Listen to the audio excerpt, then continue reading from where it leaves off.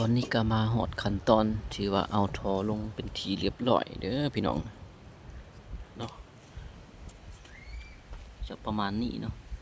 คือเขาจะเอาหินห้องไว้เนาะบ่ได้ใส่ดินบล็อกคือกระเจ้าเนาะเพราะว่าทางบ้านเรามันมีหินหลายแล้วก็เลยเอาก้อนหินมาใส่เอาเนาะเพื่อที่บ่จะให้มันซึมออกไปบ่ให้ท่อนี่มันจำกับดิน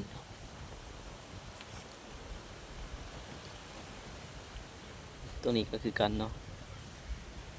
คือเขาจะเห็นแบบนี้เลยนะพี่น้อง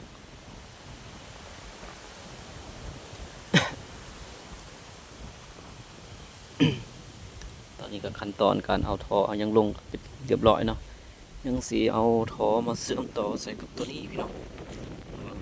ท่อกับท่อเนาะแต่ว่ายังหาอุปกรณ์ตัดท่อก่อนบ่ได้เนาะ